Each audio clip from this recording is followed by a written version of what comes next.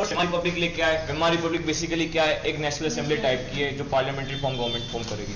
ठीक है, अब अगला हमको क्या पढ़ना है, अगला हमको पढ़ना है ट्रीटी ऑफ वर्साइल्स। ठीक है, एक minute,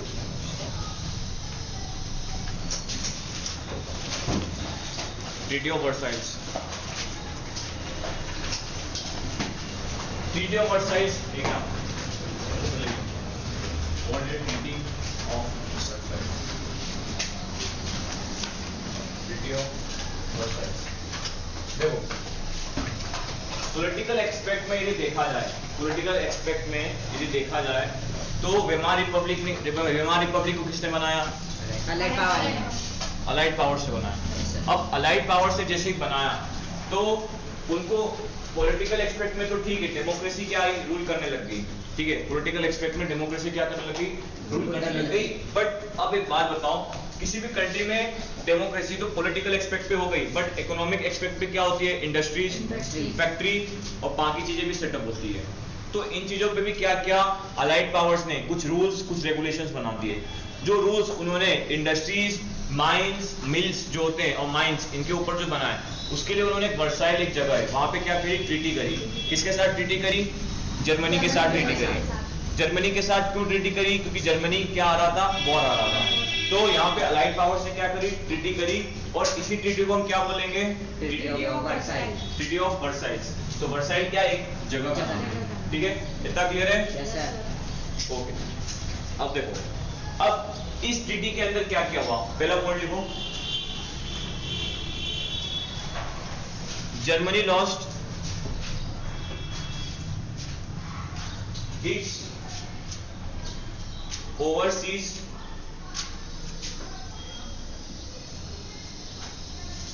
Germany lost its overseas colonies. यहां पे ओवरसीज क्या होता है ये बताता हूं।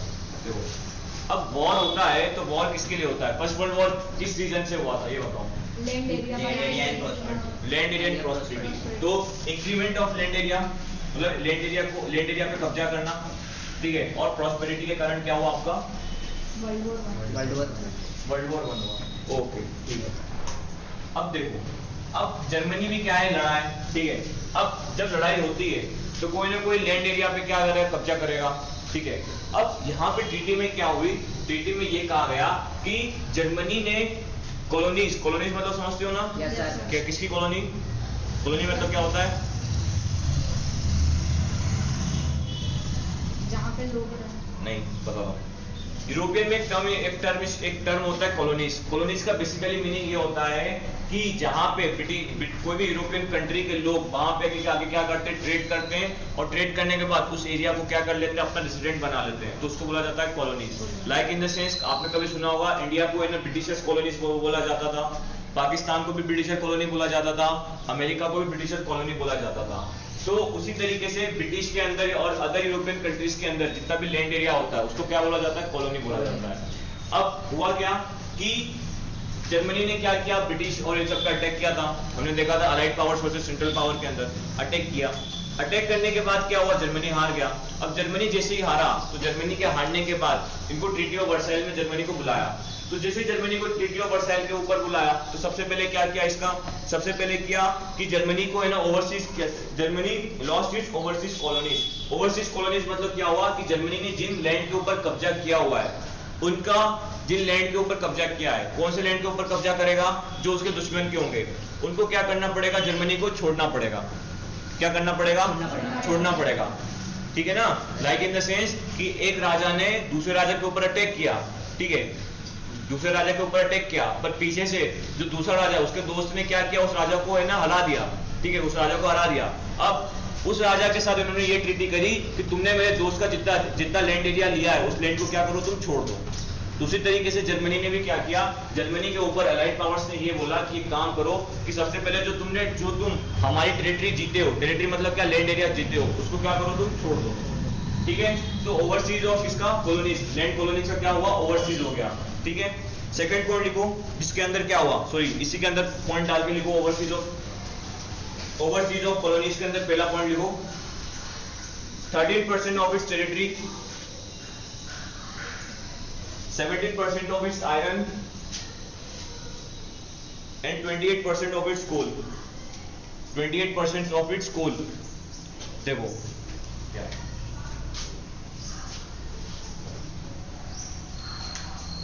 अब जर्मनी ने जब वॉर के टाइम पे अटैक किया था तो जर्मनी ने कुछ ना कुछ स्ट्रेटेजी बनाई होगी, ठीक है।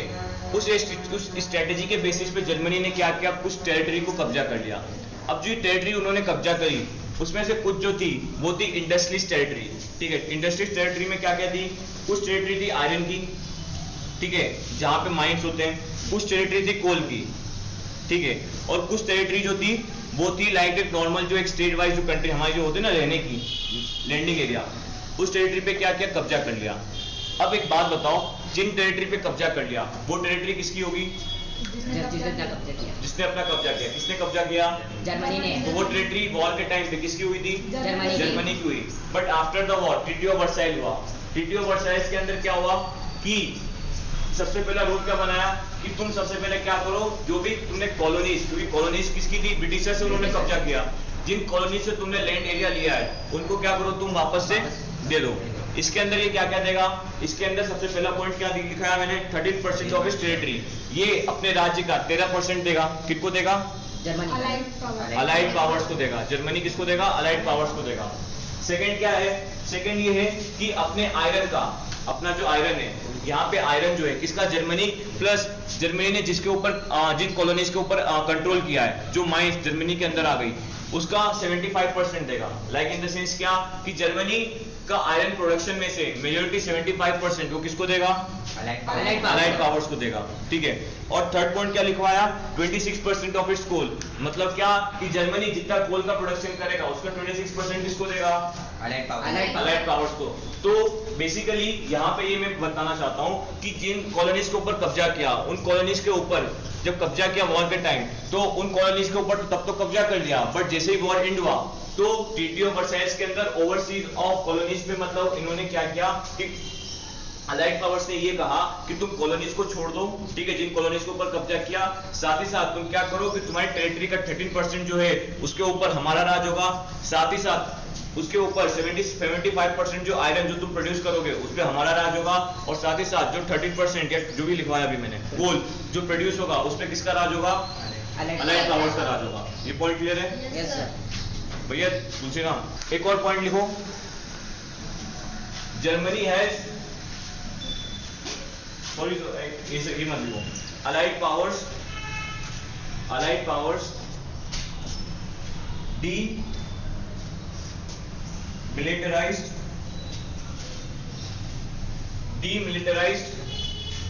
Germany, Allied powers demilitarized Germany। यहाँ पे एक वर्ड है मिलिट्री, ठीक है, दिख रहा है? मिलिट्री मतलब क्या, आर्मी। अब देखो वॉर के अंदर बेसिकली कौन लड़ेगी, आर्मी। अब अलाइड पावर से वॉर जीत ली, ठीक है, ट्रीटी ऑफ वर्साइल्स के अंदर ये बैठे हुए हैं, बोलते बेटा जर्मनी सुनो, बात सुनो, ये सब तो ठीक है, टेरिटरी ओवरसीज का वो ठीक है कॉलोनीज के ऊपर।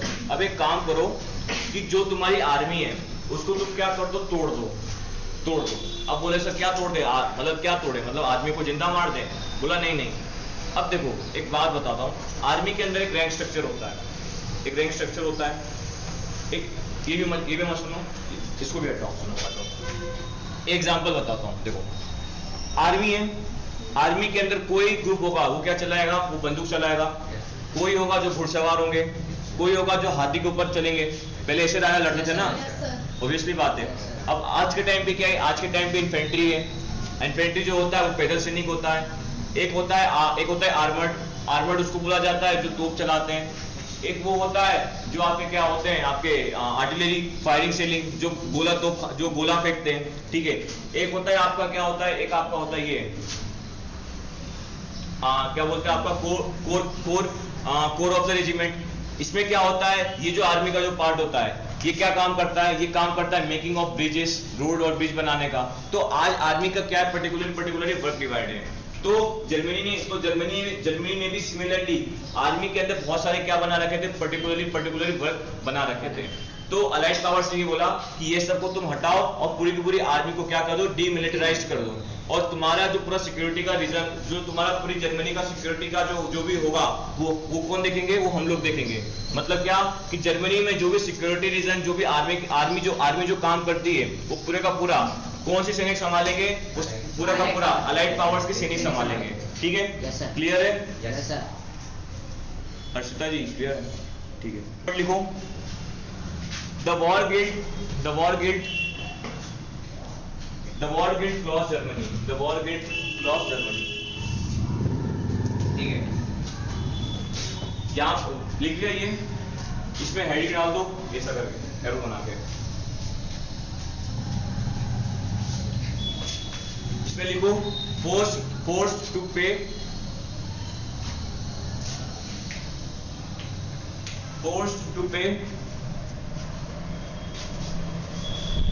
6 billion as a compensation of war, as a compensation of war। अब देखो, ठीक है, अब ट्रीटी ऑफ वर्साइल्स के अंदर पहला पॉइंट क्या था?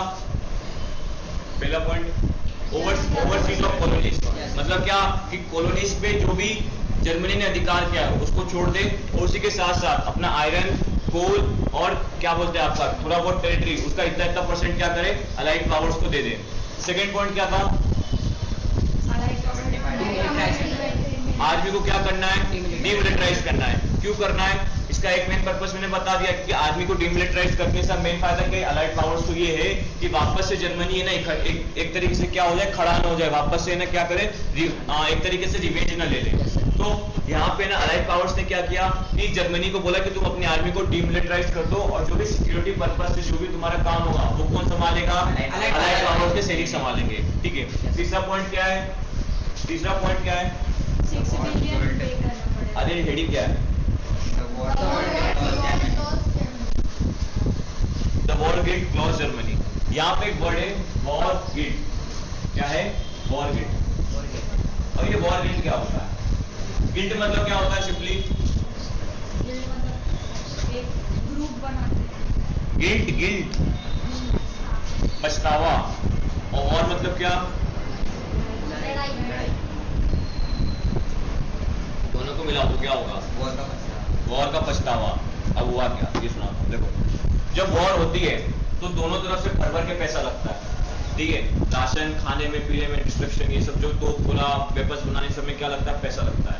अब पैसा लग गया, ठीक है, जर्मनी का भी पैसा लगा, इनका भी पैसा लगा। अब वॉर में जर्मनी क्या हो जाता है? हार जाता है। तो ट्रीटी ऑफ वर्साइल्स में जर्मनी को बुलाते हैं, बोलते आओ बेटे बैठो, ये सब तो ठीक है, इसके साथ साथ और क्या क्या करना है ये भी सुनो।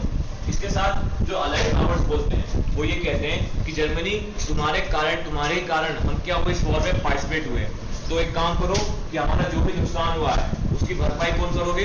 कौन करेगा? जर्मनी करेगा। तो ये लोग बोलते हैं अच्छा हम करेंगे। अच्छा कितना करना है? तो बोलता है कितना? अलाइड पावर्स बोलते हैं कुछ नहीं, ज्यादा नहीं, बस 6 बिलियन जो है वो तुमको क्या करना है? हमको पे करना है। एज ए क्या? As a war compensation for which?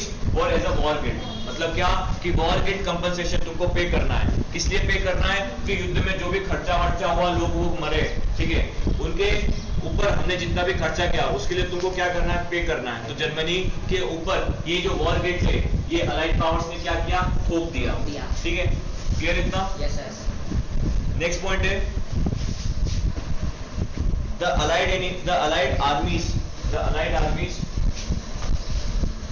also occupied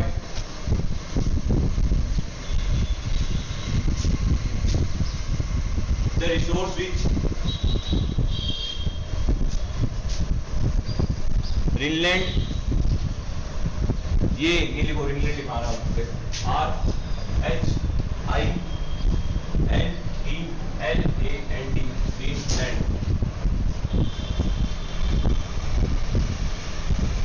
for much of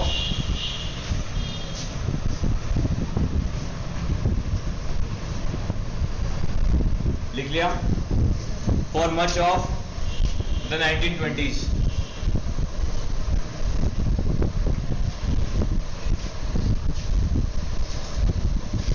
अब देखो ग्रीनलैंड क्या है?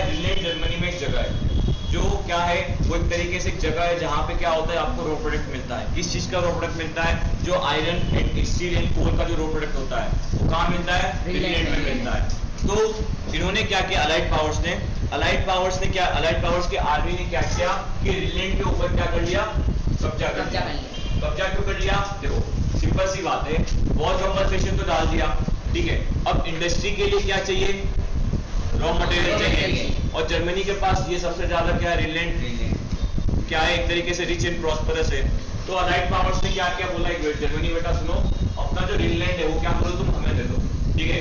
ग्रीनलैंड क्या किया, उनसे छीन लिया, और पूरी की पूरी ग्रीनलैंड जो है वो अलाइड पावर्स को क्या करी, दे दी गई। अलाइड पावर्स के नेताओं ने क्या किया, ग्रीनलैंड पूरा का पूरा किसको दे दिया, अलाइड पावर्स की आर्मी को।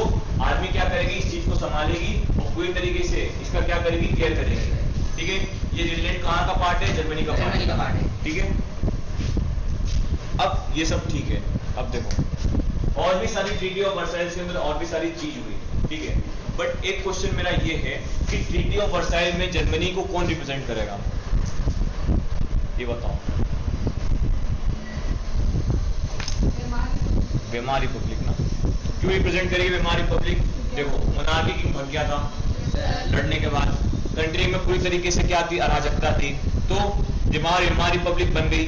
वेमार रिपब्लिक एक तरीके से क्या बन गई, डेमोक्रेशियल गवर्नमेंट। यही वेमार रिपब्लिक जाके कहां बैठेगी, ट्रीटी ऑफ वर्साइल्स में। ट्रीटी ऑफ वर्साइल्स में ये जब वेमार रिपब्लिक बैठती है तो इसको कोई इज्जत देती नहीं है, साथ ही साथ ये सारी फोकट की चीजें जर्मनी के ऊपर क्या कर देते हैं, लाद देते हैं, ठीक है। अब एक चीज बताओ, यदि किसी कंट्री के ऊपर तुम किसी चीज को लागू करवाओगे जानबूझ के, तो वहां के कंट्री के लोग जो होंगे वो तुम्हारे सपोर्ट में होंगे या तुम्हारे अपोजिट में होंगे, अपोजिट में होंगे। तो उसी तरीके से जर्मनी के जो लोग हैं, जब उनको ट्रीटी ऑफ वर्साइल्स के बारे में पता चलता है तो वो क्या हो जाते हैं, वो सोचते हैं यार ये सब चीजें तो हम पे लागू कर दी गई है, तो वो इन सब चीजों से क्या हो जाते हैं, एक तरीके से गुस्सा हो जाते हैं, पूरी तरीके से गुस्सा हो जाते हैं। इतना क्लियर है? ठीक है। The national humiliation, it was financially crippled by being forced to pay compensation. Those who supported the Weimar Republic, mainly socialists, Catholics and Democrats, become easy targets of attack in the conservative nationalist circles. They were mocking called the November criminals. This mindset had a major impact on the political developments of the early 1930s as well as we soon see. ठीक है, अब ये कहना क्या चाहता है? Treaty of Versailles के अंदर जर्मनी को रिप्रेजेंट किसने किया? वेमार रिपब्लिक ने रिप्रेजेंट किया। अब इस वेमार रिपब्लिक ने रिप्रेजेंट किया, अभी वेमार रिपब्लिक जैसे ही ना ट्रीटी ऑफ वर्साइल ओवर हुआ, कहाँ गई वापस, कहाँ जाएगी? रशिया क्या, कहाँ जाएगी? जर्मनी जाएगी। अब जर्मनी के लोगों को क्या करेगी, ये बताएगी। अब लोगों का गुस्सा हो जाएगा, बोलेंगे यार एक तो 6 बिलियन पे करना है, ऊपर से ये सारी टेरिटरी हमारी कब्जा कर ली, उसपे से आर्मी हम पे लगा दी, उसके ऊपर से रूल्स एंड रेगुलेशंस अलग बना दिए, तो लोग अपना गुस्सा किस पे निकालेंगे? आर्मी पे नहीं, अलाइड पावर्स का, मतलब अलाइड पावर्स ने जो किया वो गुस्सा किस पे निकालेंगे? वेमार रिपब्लिक पे। क्योंकि देखो वेमार रिपब्लिक पे क्यों निकालेंगे, सबसे बड़ा मेन रीजन ये है, देखो वेमार रिपब्लिक किसने बनाया? अलाइड पावर्स ने बनाया। तो अलाइड पावर्स को बताने के लिए वेमार रिपब्लिक है ना, तो गुस्सा पूरा किस पे निकलेगा? वेमार रिपब्लिक पे। अब देखो, अब नॉर्मल सी बात है, एक कंट्री है, ठीक है, कंट्री है, सपोज एग्जांपल बता रहा हूँ, यहाँ पे कितने लोग हैं जो कांग्रेस को सपोर्ट करते हैं, हैंड रेज करना। कांग्रेस को सपोर्ट, इंडिया में पॉपुलेशन कितनी है? Something 140 crore, near about 140 crore, ठीक है। अब 140 करोड़ में से मेजॉरिटी लोग, देखो बेसिकली कुछ लोग बीजेपी को सपोर्ट करेंगे, कुछ लोग कांग्रेस को सपोर्ट करते हैं, कुछ लोग किसको सपोर्ट करते हैं? आम आदमी पार्टी को, कुछ लोग बीएसपी को, कुछ समाजवादी को। तो उसी तरीके से जर्मनी में इस टाइम पीरियड में क्या था कि वेमार रिपब्लिक जो ट्रीटी ऑफ वर्साइल्स लेके आई, तो कुछ लोग वेमार रिपब्लिक के खिलाफ होंगे, कुछ लोग वेमार रिपब्लिक के क्या होंगे? सपोर्ट में होंगे। तो जो लोग सपोर्ट में थे उन लोग, वो लोग कौन कौन थे? वो लोग थे आपके सोशलिस्ट, कैथोलिक्स और डेमोक्रेट्स। सोशलिस्ट मालूम है? डेमोक्रेट्स मालूम है?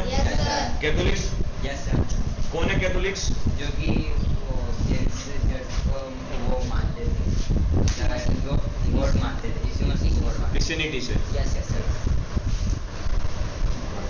तो यहाँ पे देखो वेमार रिपब्लिक में जो मेजॉरिटी, वेमार रिपब्लिक जब जर्मनी में आई तो अपोजिट में कुछ लोग थे, कुछ लोग कहाँ पे थे, सपोर्ट में थे। तो मेजोरिटी बेसिस पे अब देखा जाए, मेजोरिटी बेसिस पे यदि देखा जाए तो जर्मनी की जो पॉपुलेशन थी वो वेमार रिपब्लिक के अपोजिट में थी। बट माइनॉरिटी बेसिस पे देखा जाए, कौन से माइनॉरिटी बेसिस पे देखा जाए, जो कौन किस टाइप के लोग, जो लोग सोशलिस्ट थे, जो लोग कैथोलिक्स थे, और जो लोग आते क्या थे, डेमोक्रेट। ये वेमार रिपब्लिक को क्या कर रहे थे, सपोर्ट कर रहे थे। अब ऑब्वियसली बात है, यदि ये वेमार रिपब्लिक को सपोर्ट करेंगे तो ये ट्रीटी ऑफ वर्साइल्स को भी सपोर्ट करेंगे। तो जो अदर अपोजिट्स के पार्टी थे, ये क्या है, अपोजिट्स के पार्टी मेजोरिटी में, तो ये क्या करेंगे, ये इन लोग को समझेंगे कि यही लोग जो है जर्मनी की डेवलपमेंट में सबसे बड़े क्या है, रोड़े हैं। रोड़े मतलब क्या, एक तरीके से कठिनाई है। क्यों? क्योंकि ये लोग क्या है, ये लोग अलाइड पावर्स के साथ क्या है, मिले हुए हैं। लोग ऐसा जनरली थिंकिंग सोचते हैं। लाइक इन द सेंस, आप कभी मार्केट में जाओ, मार्केट में पान की गुमटी के पास बैठो और किसी पॉलिटिकल लीडर को सपोर्ट कर दो, ठीक है, तो वहीं पे यदि कोई अपोजिट पॉलिटिकल लीडर का होगा तो वो भी आगे ना फिर अपनी बातें कहेगा। ऐसे करते करते ऐसा लगता है कि दोनों के हाथ में तलवार दे दो और मर्डर करवा दो, ठीक है। तो सिमिलरली इसी वे में क्या लगता था कि मेजोरिटी जो थी वो वेमार रिपब्लिक के अपोजिट में थी, और माइनॉरिटी जो थी वो इनके क्या थी, सपोर्ट में। तो मेजोरिटी वाले सोचते थे कि सोशलिस्ट, डेमोक्रेटिक और कैथोलिक्स, इन लोगों ने क्या किया है, जर्मनी को वॉर में हरवाया है, और यही लोग अलाइड पावर्स के साथ क्या हुए, मिले हुए, ठीक है। समझ में आ गया। तो अब वापस से ये लोग क्या समझते हैं कि हम इन लोगों को क्या करेंगे, मार डालेंगे, ठीक है। सब क्लियर है? Yes sir.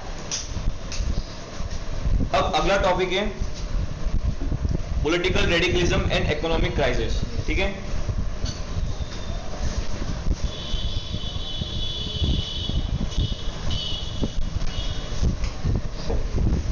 कहानी के अंदर क्या है, दो पार्टी, दो वेमार रिपब्लिक है। एक मेजोरिटी में वेमार रिपब्लिक को मेजोरिटी में जो है पीपल वो क्या कर रहे हैं, अपोजिट कर रहे हैं। माइनॉरिटी में क्या है, सपोर्ट कर रहे हैं। अब लोगों का गुस्सा है, लोग अपना गुस्सा क्या करेंगे, निकालेंगे। अब कैसे निकालेंगे, वो मेथड क्या है, वो आपके नेक्स्ट पैराग्राफ में। अब वो मेथड में क्या है, सबसे पहले ये सुनो।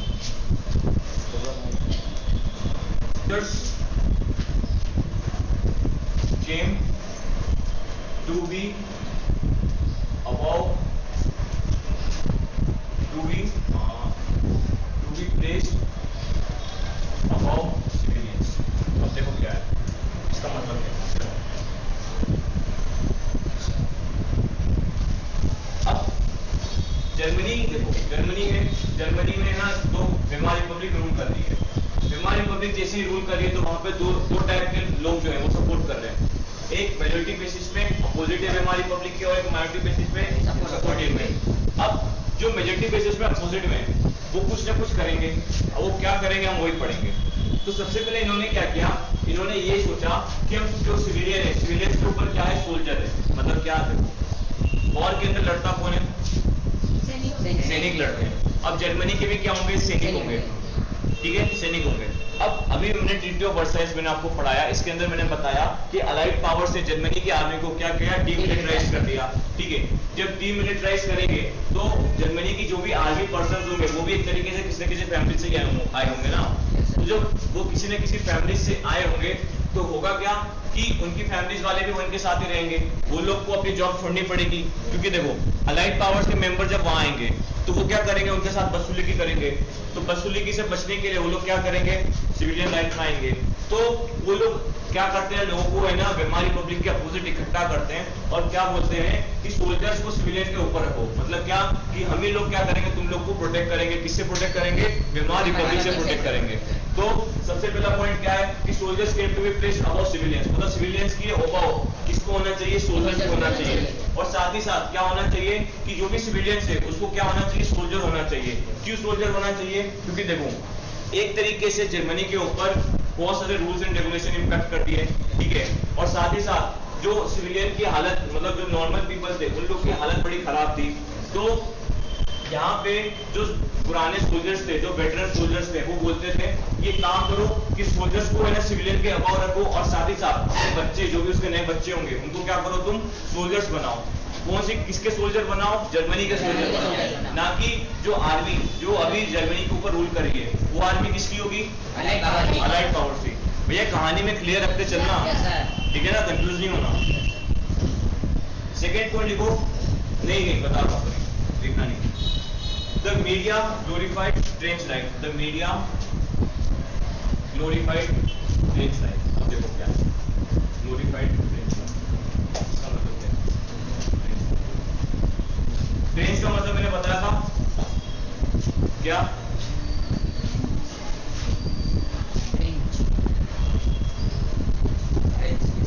ट्रेंच का मतलब क्या हुआ? जो सैनिक लड़े, गड्ढे खोद के लगे, ट्रेंच लेके, मतलब ट्रेंच में लड़े, तो ट्रेंच में लड़े और शहीद हुए।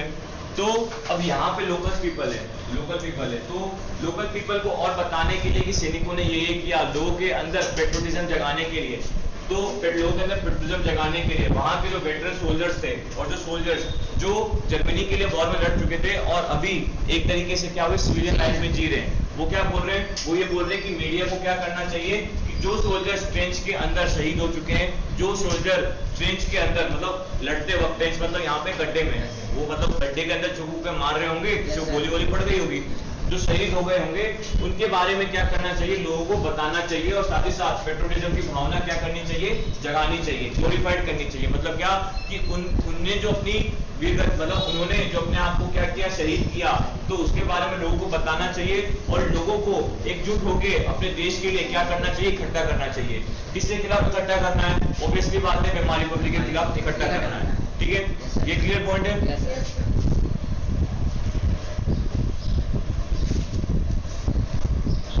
Great stress on the need for men to be aggressive,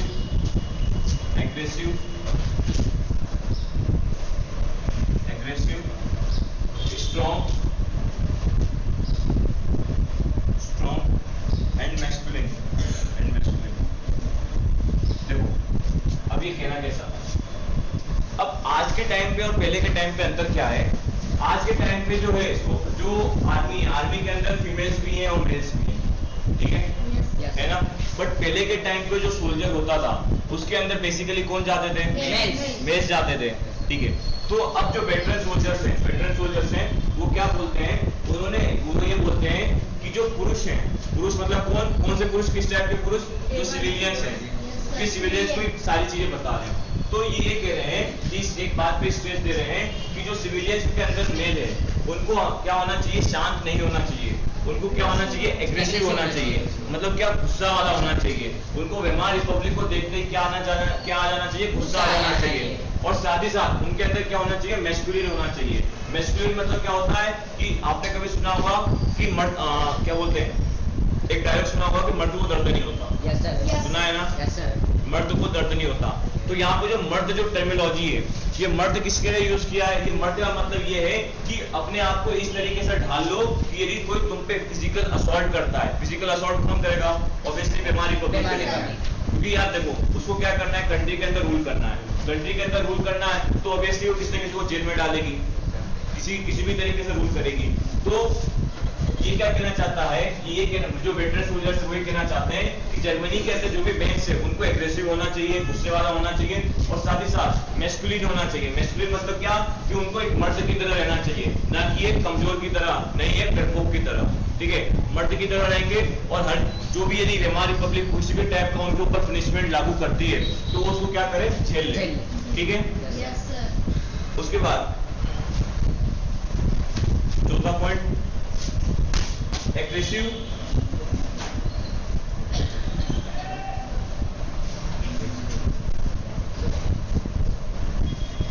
war propaganda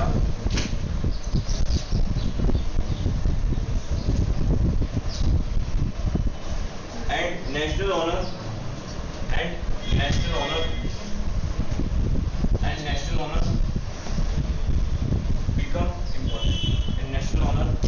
become important।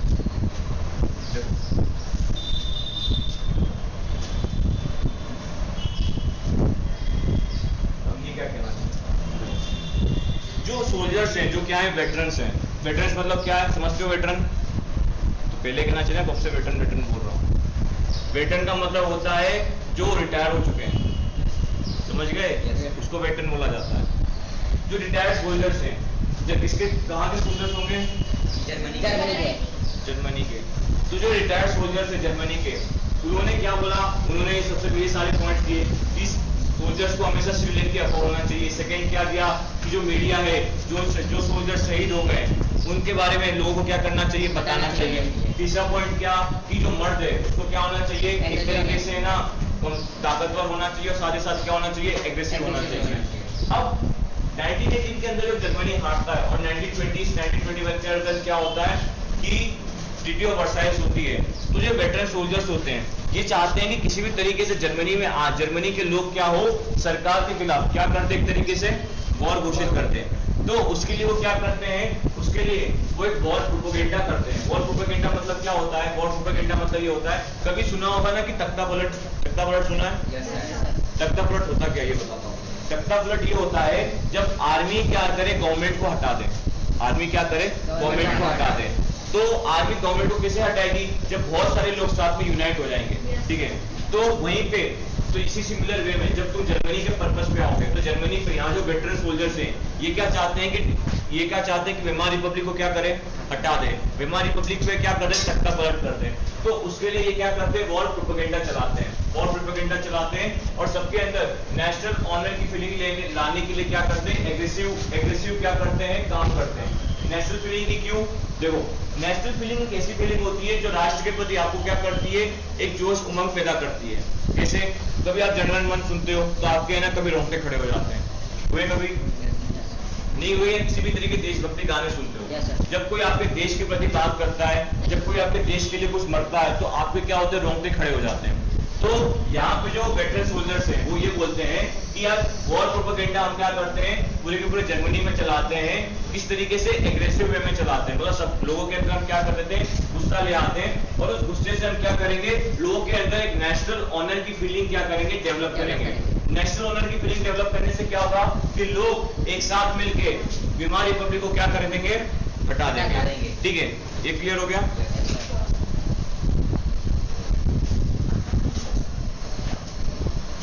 उसके बाद डेमोक्रेसी could not survive। ये पॉइंट ही नहीं है, ठीक है ना? पहले बता रहा हूं, 3 और ये चौथा पॉइंट होगा, ये पॉइंट नहीं है, मैं बता रहा हूं। Democracy could not survive under the instability. अब देखो क्या इंस्टेबिलिटी ऑफ इंटरवॉल यूरोप।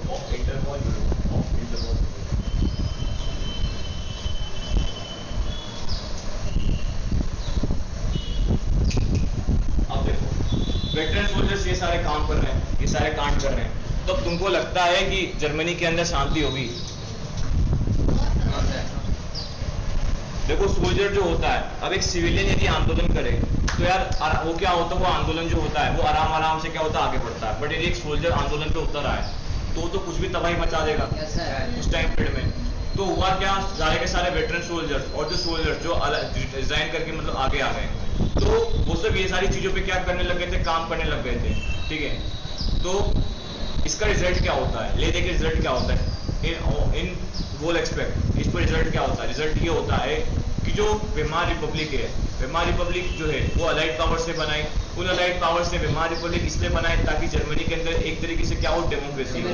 तो अब वेमार रिपब्लिक पूरे कंट्री में डेमोक्रेसी को लागू करना चाहेगी, बट इन लोगों के कारण वो जो डेमोक्रेसी होती है वो जर्मनी के अंदर लागू नहीं हो पाती है। और इसका मेन पर्पस क्या होता है? इसका मेन कॉज क्या होता है? इसका मेन कॉज होता है कि यहाँ के मेजोरिटी के जो लोग होते हैं वो क्या हो जाते हैं? वेमार रिपब्लिक के अपोजिट हो जाते हैं। ठीक है, क्लियर है? ना भैया, इधर के अंदर ट्रीटी ऑफ वर्साइल्स हो चुकी है, वेमार रिपब्लिक हो चुकी है।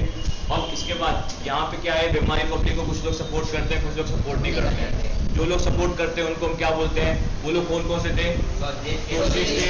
कैथोलिक थे, डेमोक्रेट्स थे। ये 3 लोग क्या थे? सपोर्टिव में थे। इसके बाद अब जो माइनॉरिटी में ये क्या थे, माइनॉरिटी में थे, और मेजोरिटी में कौन से थे, जर्मन की आधी से ज्यादा क्या थी, जनसंख्या थी। क्यों थी आधी से ज्यादा जनसंख्या वेमार रिपब्लिक के अपोजिट? ट्रीटी ऑफ वर्साइल लागू करी थी। सेकंड पॉइंट एक और बता रहा हूं, वो भी याद रखना। देखो डेमोक्रेसी का मतलब क्या होता है, पहले ये बताओ। डेमोक्रेसी का मतलब क्या होता है ये बताओ। अलाइड पावर्स ने अपॉइंट किया, तो अब एक तरीके से वेमार रिपब्लिक में अलाइड पावर्स के द्वारा लोगों को क्या किया, अपॉइंट किया गया। तो जर्मनी के जो लोकल सिविलियंस होंगे उनके ऊपर डेमोक्रेसी को लागू किया गया या थोपा गया, या क्या बोलेंगे उसको, थोपा गया ना। तो यदि तुम किसी को किसी चीज, यदि तुम किसी पे कोई चीज थोपोगे तो उस बंदे को वो चीज अच्छी लगेगी या बुरी लगेगी। तो सिमिलरली उसी वे में जब वेमार रिपब्लिक को जर्मनी के लोगों के ऊपर थोपा गया तो जर्मनी के लोगों को क्या लगा कि ये जो है ये हमारा क्या कर लाएगा, पूरे तरीके से हमारा नुकसान कर देगा, हमारी कंट्री को बर्बाद कर देगा। तो इसी के लिए ये स्टेटमेंट लिखा गया है कि democracy could not survive in stability of interwar, क्योंकि वहां के लोकल्स लोग ही जो है वो क्या चाहते हैं कि किसी भी तरीके से डेमोक्रेसी हट जाए, क्योंकि अलाइड पावर जो है उन्होंने वॉर में हरा दिया, साथ ही साथ ये सारी चीजें लागू कर दी, लोगों के लिए जीना एक तरीके से क्या हो गया, बहुत ज्यादा कठिनाई वाला हो गया। तो वहां पे डेमोक्रेसी जो होगी वो क्या होगी, एक तरीके से इनस्टेबल हो जाएगी और एक तरीके से सर्वाइव नहीं कर पाएगी। ठीक है, अब अगला टॉपिक है political radicalism and economic crisis. ये पॉलिटिकल एस्पेक्ट समझ में आ गया ना? ठीक है,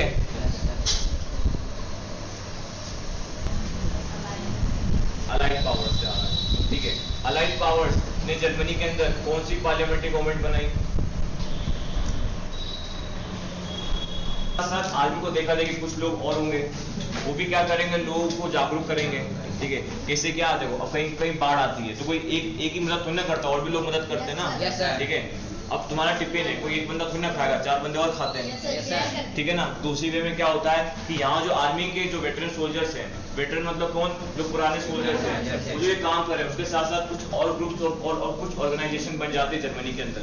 ठीक है, वो ऑर्गेनाइजेशन का काम क्या होता है, उन ऑर्गेनाइजेशन का काम क्या होता है कि वो एक पार्टीज डेवलप करती हैं, वो पार्टीज भी सिमिलरली वे में यही तरीके का काम करती है जो वेटरन सोल्जर्स करते हैं।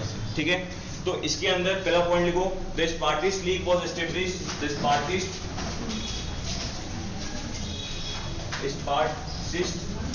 League, Spartacist league. ठीक है, अभी सुनो इसके बारे में क्या है, मत देखो, सुनो बताऊं। स्पार्टिस्ट लीग, अब याद रखो 1917 बोल्शेविक पार्टी कब बनी थी? कब बनी थी?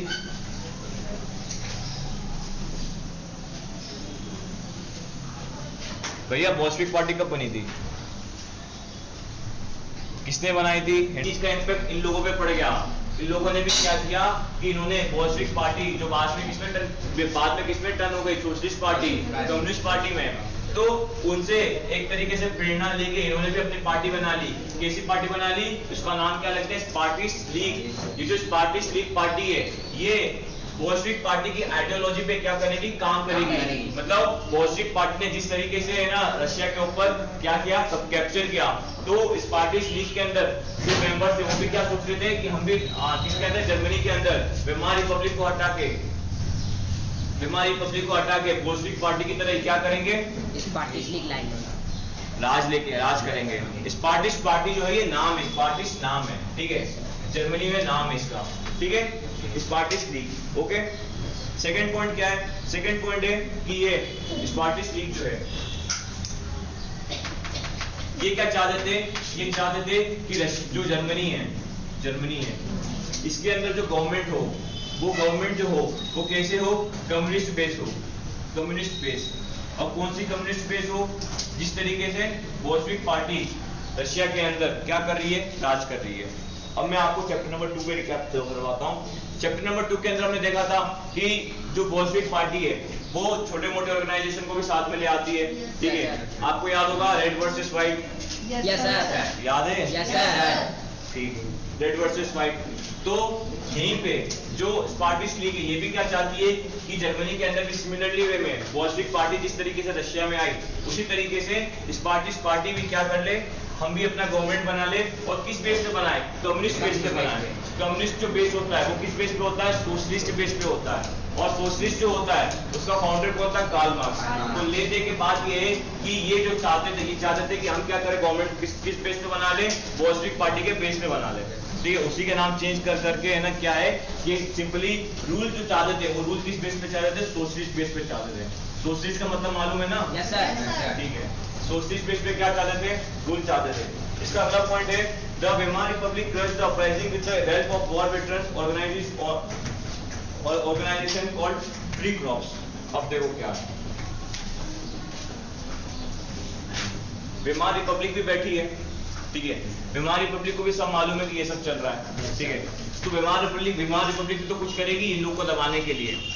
अब होता क्या है, जिस तरीके से मैंने वॉर आपको पता है कि वेटरन सोल्जर थे, कुछ वेटरन सोल्जर जो थे वो ये सारी चीजें काम कर रहे थे, बट उनमें भी कुछ होंगे जो किसको सपोर्ट करेंगे?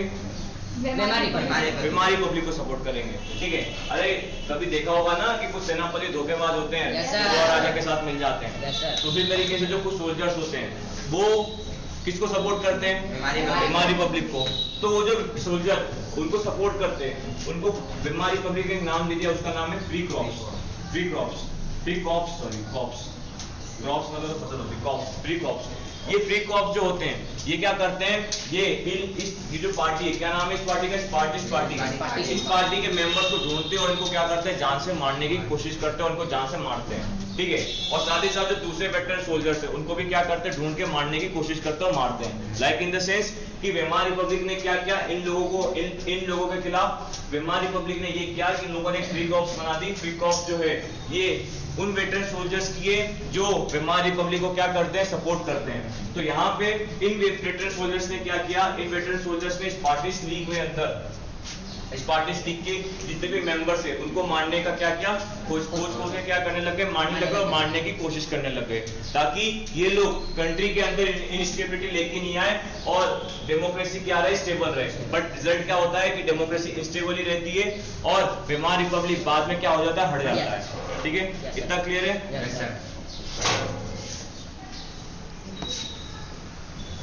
अभी तक जर्मनी की स्टोरी के अंदर हमने क्या क्या देख लिया? वर्ल्ड वॉर 1 इम्पैक्ट खत्म हुआ, दो चीज हो गई, वेमार रिपब्लिक बन गई, ट्रीटी ऑफ वर्साइल्स बन गई। ट्रीटी ऑफ वर्साइल्स का भी क्या हुआ? ट्रीटी ऑफ वर्साइल्स से rules and regulation Weimar Republic लेके आई, पब्लिक को बताया, पब्लिक मेजॉरिटी के बेसिस पे क्या हो गई? गुस्सा हो गई।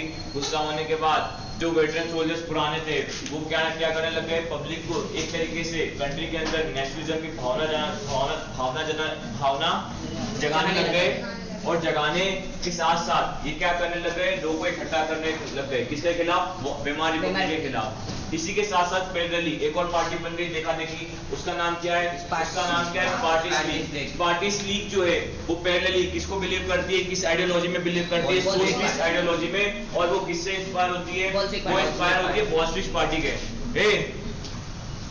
क्या चल रहा है ये? इंस्पायर थी फरवरी रिवॉल्यूशन और अक्टूबर रिवॉल्यूशन से क्या थी? इंस्पायर थी।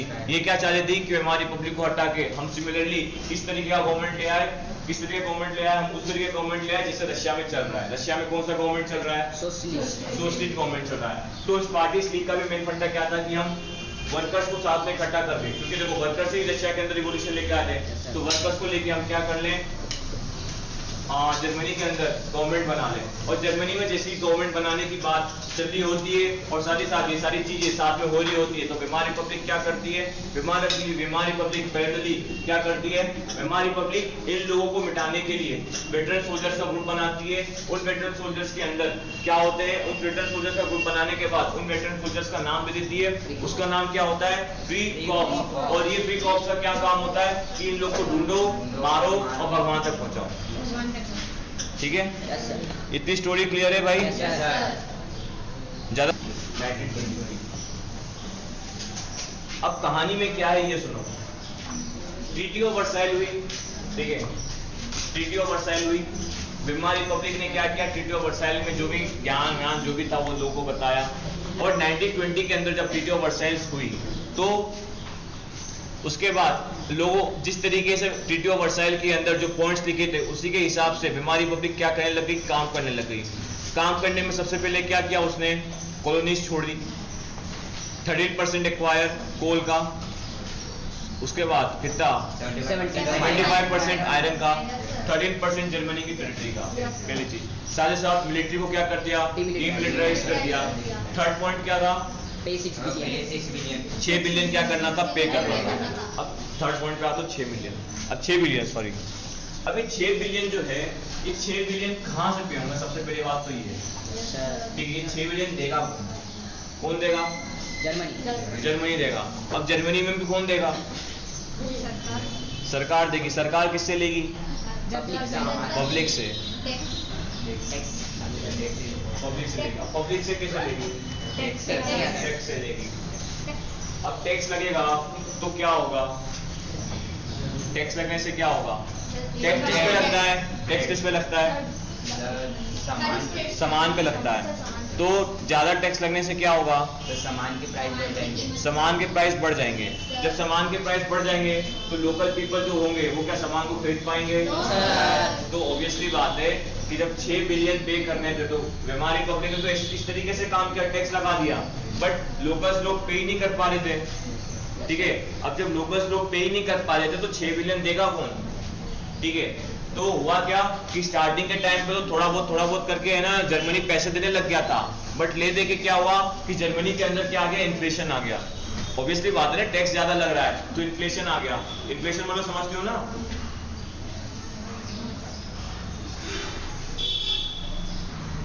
महंगाई। मैं क्या बोला, हिंदी में बोलता हूँ और ये वर्ड नहीं यूज करूंगा। यार तुम तो यार मतलब वो होता ना मुझे मारो, वो वाली चीज करवा देते हो, मारो मुझे मारता है। तो 1923 के अंदर है ना लोकल पब्लिक का गुस्सा, मतलब लोकल पब्लिक परेशान हो जाते हैं यार, एक तो इतनी महंगाई हम कुछ खरीद नहीं पा रहे हैं। तो यहाँ पे लोकल पब्लिक बोल देते कि अब से क्या होगा, 6 बिलियन के लिए जो हम टैक्स देते हैं वो हम टैक्स क्या करेंगे, नहीं देंगे। तो एक तरीके से लोगों ने 6 बिलियन की जो भरपाई करनी थी पैसे के लिए, उसके लिए क्या कर दिया, मना कर दिया, नहीं हम नहीं पे करेंगे, हमारे पास कोई साधन वाधन नहीं है, खाने पीने के कुछ रिसोर्सेज नहीं है, तो एक काम करो तुमको जहां से लेना है ले लो, पर हम क्या करेंगे, टैक्स वैक्स पे नहीं करेंगे इसके ऊपर, ठीक है। पेट्रोल चलो ठीक है, और कोल्स पे, इंडस्ट्रीज पे, माइंस पे, इन पे भी तो टैक्स लगेगा ना। अब लोकल पीपल कितना कर देंगे, अब तुम 5 रुपए की पार्ले जी के ऊपर क्या 50 रुपए लगा दोगे, ठीक है ना। अब एक पेट्रोल है, ईरान पेट्रोल कहाँ आता है, ईरान से आता है, ईरान से आता है, यूएसए से आता है।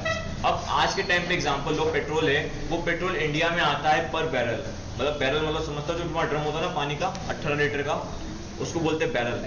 जो पर बैरल होता है इंडिया में आने का प्राइस वो होता है तकरीबन $70, ठीक है। अब उस $70 के ऊपर पूरे कहानी खिचपिच करते करते इंडिया के अंदर पैसा जो पेट्रोल आता है वो आता है तकरीबन 32 रुपए लीटर, 32 रुपए लीटर आता है कहाँ पे, इंडिया में। अब इंडिया के अंदर पेट्रोल जो है वो सारे के सारे स्टेट में क्या होता है, डिस्ट्रीब्यूट होता है।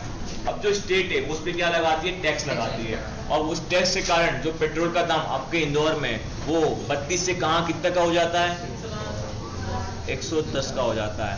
तो 32 से 110 का गैप कितना हो गया, माइनस करो 68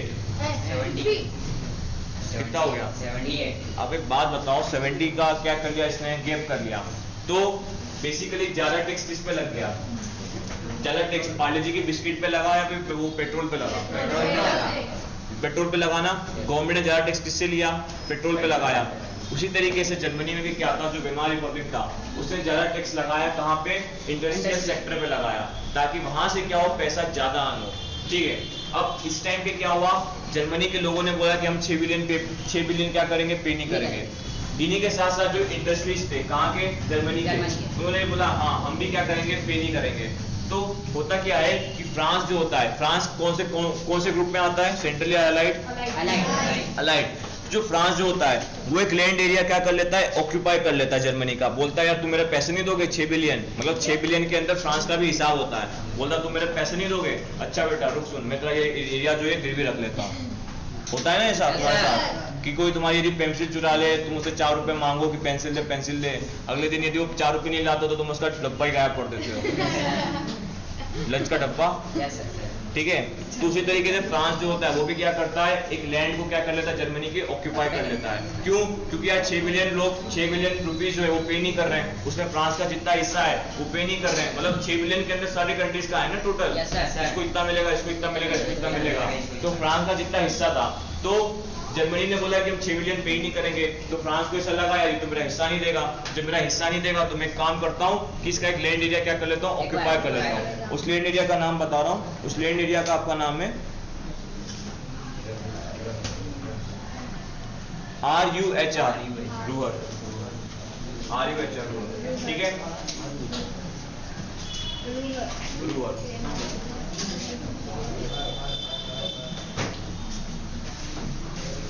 ठीक है,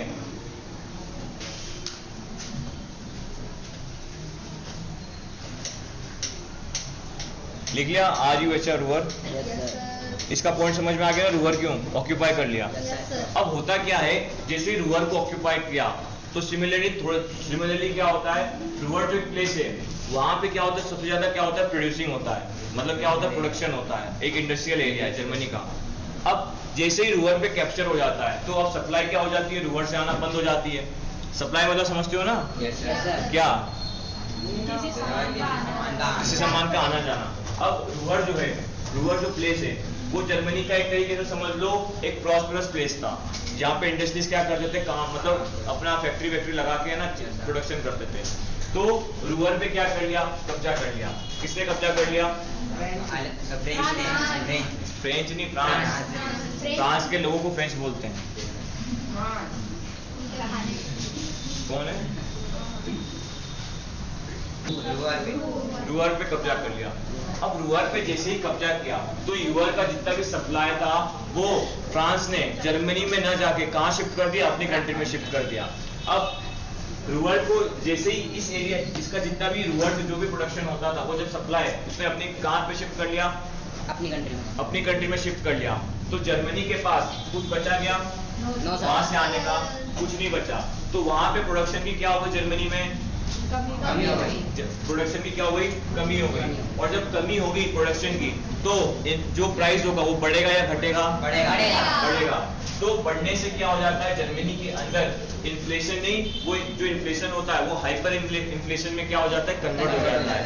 मतलब क्या, हाइपर इन्फ्लेशन किसको बोलते हैं, हाइपर इन्फ्लेशन इसको बोलते हैं जहां पे जो इन्फ्लेशन है उसका भी एक मैक्सिमम अमाउंट, मतलब लाइक इन द सेंस कि जो चीज, जो सामान जिसका रियल दाम 2 रुपए है, इन्फ्लेशन में उसका दाम यदि 10 रुपए हो जाता है तो हाइपर इन्फ्लेशन में उसका दाम 100 रुपए हो जाता है। ठीक है ना, क्यों, रीजन क्या था, क्योंकि देखो फ्रांस ने एक बेसिकली जहां से सप्लाई होता था वही लैंड एरिया छीन लिया। ठीक है, तो जर्मनी के पास कुछ बचा ही नहीं। देख लो जर्मनी के साथ कितना वसूली का व्यवहार होता है। ठीक है,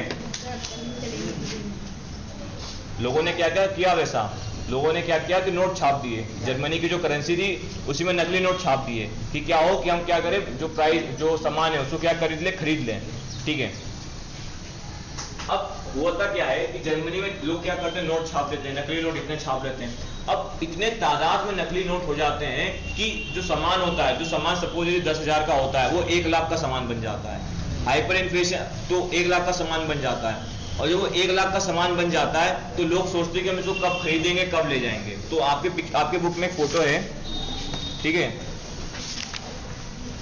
फोटो कहाँ है, हाँ ये वाला देख रहे हो,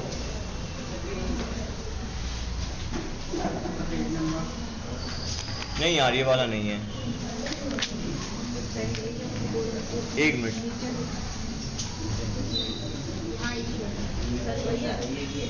कि नहीं मैं इस क्वांटिटी के लिए आपको 25 रुपए दे सकता हूं, तो इस तरीके से उस क्वांटिटी का दाम क्या होगा, बढ़ जाएगा। तो सिमिलरली क्या हुआ कि लोगों ने नकली नोट छाप दिए। अब जब लोगों ने नकली नोट छाप दिए, अब जो चीज पहले इन्फ्लेशन के टाइम पे 10,000 की थी वो और बढ़ के कहां हो गई, 1 लाख की हो गई।